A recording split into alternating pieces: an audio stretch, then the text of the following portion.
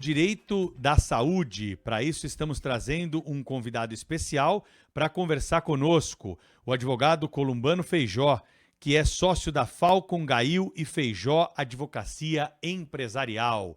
Doutor Columbano, mais uma vez um prazer recebê-lo aqui na Rádio Bandeirantes. Como é que vai? Tudo bem? Bom dia. Bom dia, Pedro. Prazer é meu. Uma satisfação poder estar aqui no seu programa. Qual o balanço que pode ser feito desse ano de 2024 no âmbito do direito da saúde? Nós tivemos avanços, tivemos retrocessos. O que o senhor destaca aí de mais importante nessa retrospectiva? A gente percebe uma Agência Nacional de Saúde Suplementar em bastante movimento no que diz respeito às consultas públicas, né? E especialmente agora, com o final de ano, uma preocupação grande em relação aos reajustes, em relação a trazer uma maior clareza para a possibilidade de eventuais cancelamentos do plano de saúde por inadimplemento da mensalidade. Enfim, a gente percebe que tenta-se criar processos um pouco mais claros para que os consumidores tenham acesso, mas ainda alguns procedimentos cuja aceitação fica um pouco difícil, viu, Pedro? Eu vejo com um pouco de preocupação, especialmente agora, no início de 2025, com a tentativa de implementação de novas possibilidades de reajuste do plano de saúde. Então, o balanço é mais ou menos, vamos falar assim.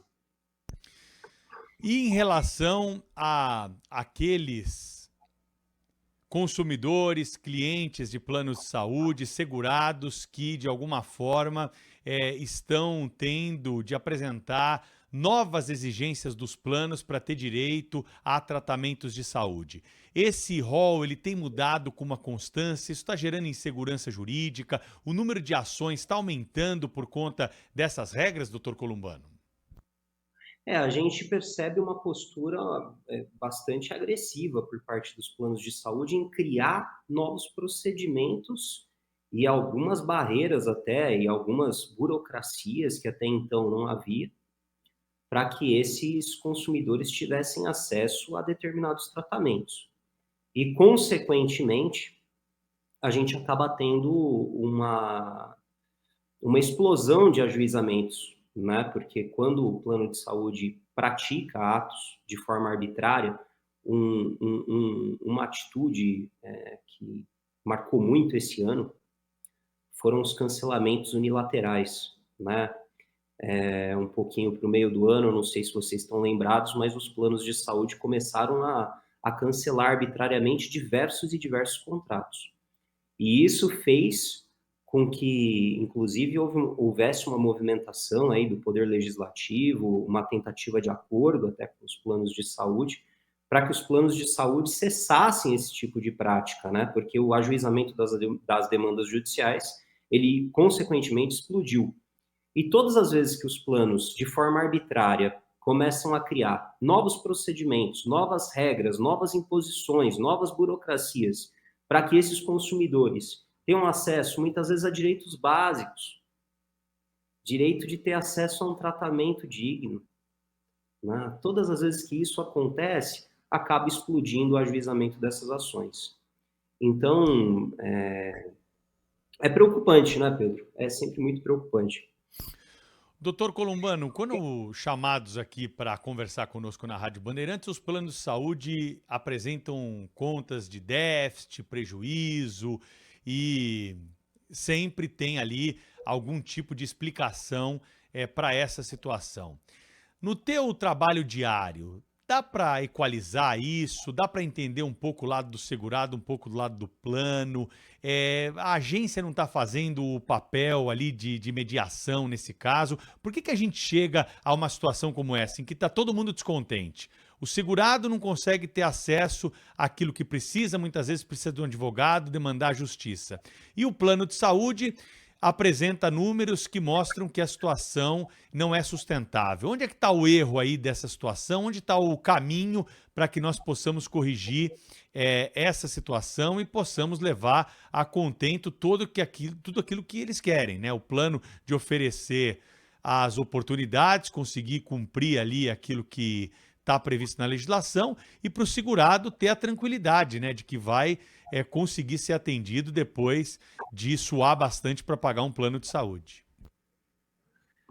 Pedro, o primeiro ponto, e acho que o que é mais importante a gente ter estabelecido aqui como é que, de um lado, existe um interesse meramente patrimonial e, de um outro lado, existe uma necessidade de recuperação, manutenção, restabelecimento da saúde.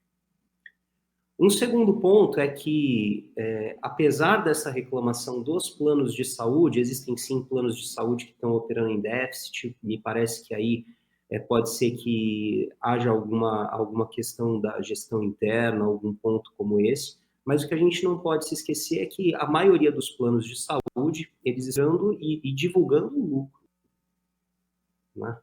Eles querem aumentar o lucro. Só que eles não podem pretender aumentar esse lucro, esse resultado que todos os anos eles vêm divulgando regularmente, não podem pretender aumentar esse lucro empurrando a responsabilidade, ou melhor, o risco do negócio deles para as costas do consumidor. É claro que é necessário que haja uma ponderação, uma mediação para que não se inviabilize o setor da saúde suplementar, mas também a gente não pode esquecer que, ao pretender operar no mercado da saúde suplementar, o plano de saúde, ele assume um negócio que existe uma função social. E essa função social do contrato de plano de saúde é estar lá no momento em que o consumidor, o usuário do plano de saúde mais precisa. Às vezes são questões que dependem de um desenvolvimento de um ser humano, como uma terapia para crianças que apresentam aí o espectro autista, ou algum tratamento que muitas vezes pode salvar a vida de uma pessoa. Então, são questões muito sensíveis. O plano de saúde, ele tem que ter uma maior vigilância sobre a sua própria gestão, e a Agência Nacional de Saúde Suplementar, ela precisa também verificar os interesses dos planos, porque o papel dela é o meio termo, mas sem descuidar do consumidor, que é a parte mais fraca dessa relação, e sem inobservar as regras do Código de Defesa do Consumidor, que pretende a proteção do lado mais fraco. Estamos conversando com o advogado Columbano Feijó, aqui na Rádio Bandeirantes, a respeito de direito à saúde.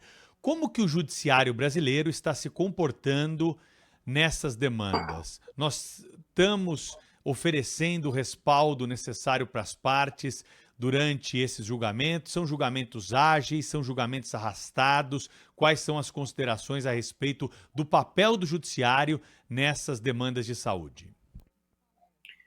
O judiciário, ele costuma atender rápido esse tipo de questão, porque são questões relacionadas a um direito fundamental, né, que é o direito da saúde. E quando a gente tem uma situação de urgência, emergência, risco de vida ou risco de uma lesão de difícil reparação, existem as famosas liminares, né, para que o Poder Judiciário possa garantir aí que o paciente tenha acesso a um determinado tratamento em situações que são de risco. Mas o Poder Judiciário, ele também tem um grande desafio, que não é virar as costas também para os planos e não dar as costas para os consumidores. O que se espera de um juiz de direito é que ele seja justo, é que ele entenda que não é necessário desequilibrar, né, para que haja uma adequação. A gente precisa de normas mais claras por parte da ANS. Quando a gente fala desequilibrar, não é tirar todo o direito do plano de saúde, porque sim, ele tem os direitos dele para que haja a prestação do serviço, mas a gente também não pode se esquecer dos direitos dos consumidores, que muitas vezes têm pleitos muito legítimos que vão garantir que essas pessoas tenham acesso a tratamentos que podem muitas vezes salvar vidas. Aí entra a ANS. A ANS, ela precisa trazer mais clareza e ela precisa conferir a participação desses consumidores em pé de igualdade, no momento de de se estipular as suas resoluções, levar a público o conhecimento das consultas públicas, que são essas consultas públicas que fazem, por exemplo, a atualização do rol da ANS. E o judiciário, naturalmente, ele vai empregar uma importância muito grande para essas resoluções que são editadas pela própria Agência Nacional de Saúde Suplementar. E, a partir de então, buscar conferir esse equilíbrio que a gente tanto espera que venha por parte da Justiça, né, Pedro? Doutor Columbano, aproveitando a tua experiência como um dos grandes advogados aí do país, como que no escritório está sendo tratada a questão da inteligência artificial? Como que o senhor vê essa ferramenta tecnológica de auxílio ao trabalho de advogados, ainda mais numa área, né, em que a urgência ela é absolutamente necessária. A rapidez pode salvar uma vida, pode acelerar um tratamento, impedir o avanço de uma doença. Como que está isso? Em que pé que está essa questão hoje aí no seu escritório?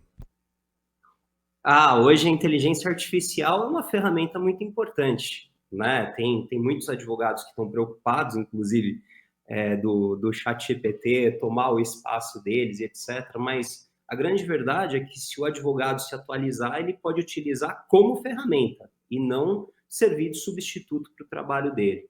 Dentro do nosso escritório, hoje, a inteligência artificial ela já é fundamental, porque ela otimiza as tarefas que são repetitivas, leitura de publicações, revisão de determinados documentos. Então, uma análise um pouco mais grossa, por exemplo, de alguns documentos, vamos ver se tem algum erro de digitação, algum erro de paragrafação, se está seguindo aqui todos os parâmetros que a gente estabelece como regra para as petições do escritório. A inteligência artificial faz muito bem esse trabalho, né? Não substitui uma análise final de um advogado, mas deixa o documento um pouco mais fácil para essa análise e essa revisão.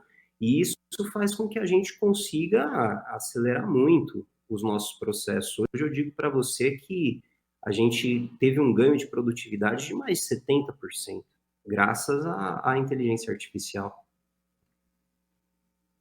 E hoje a legislação brasileira tem algum tipo de vedação? Tem coisa que pode, tem coisa que não pode? Está liberado o uso da inteligência artificial por advogados? Olha, está super liberado, não tem nenhuma vedação. O que não vai acontecer é uma inteligência artificial substituir o advogado, né? Nesse ponto, existe uma regulamentação, a advocacia é uma atividade privativa do advogado, né, o exercício da advocacia. Então, o poder postulatório pertence ao advogado e não a uma inteligência artificial. Mas, Pedro, veja, o próprio Superior Tribunal de Justiça hoje, o Supremo Tribunal Federal, os tribunais de justiça têm divulgado a utilização da inteligência artificial para conferir um pouco mais de agilidade também nos julgamentos, né? No Superior Tribunal de Justiça, por exemplo, a gente tem as teses dos recursos repetitivos. Recurso repetitivo é uma parametrização da jurisprudência nacional e que vincula todos os tribunais que estão abaixo do Superior Tribunal de Justiça. Então, casos que fogem do padrão, a inteligência artificial ela já destaca. Casos que estão dentro do padrão, a inteligência artificial também destaca, e tudo isso facilita que o desembargador, que o juiz, que o ministro consigam ter mais agilidade e mais assertividade nos seus julgamentos. Então, ela veio para auxiliar mesmo, de todas as pontas. É uma revolução, então, nos escritórios de advocacia, o que nós estamos acompanhando e vamos acompanhar, porque não vai ter como ficar fora disso. Para efeito didático aqui, uma petição que um advogado pudesse levar dias, ele consegue fazer em horas? É assim mesmo? É uma velocidade assustadora? Ele consegue fazer em chat GPT ou alguma dessas outras inteligências artificiais, elas armazenam dados. Então, por exemplo, lá no escritório a gente cria parâmetros, né? Então, por exemplo, a tese tal já está bem elaborada, a gente consegue subir documentos, consegue subir jurisprudência, armazenar jurisprudência, doutrina, legislação específica, parâmetros para a criação daquele determinado documento. A partir de então, a gente consegue lançar o resumo do caso no próprio chat, ele nos fornece uma minuta preliminar, essa minuta preliminar ela vai estar de acordo com os parâmetros pré-estabelecidos pela nossa equipe estratégica.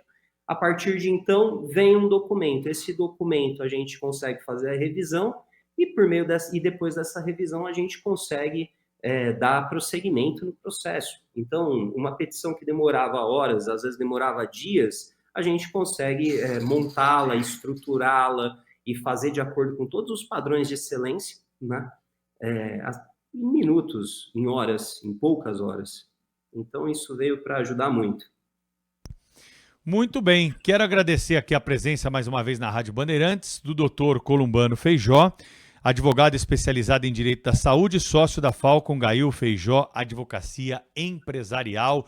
Doutor Columbano, mais uma vez, muito bom contar com seus conhecimentos aqui na nossa programação. Até uma próxima oportunidade. Um Feliz Natal para o senhor e um excelente ano de 2025. Pedro, muito obrigado pela oportunidade de estar aqui. Muito obrigado pelas outras vezes também, por ser esse jornalista sério, essa pessoa especial que você é. Um grande abraço para você, para toda a sua equipe.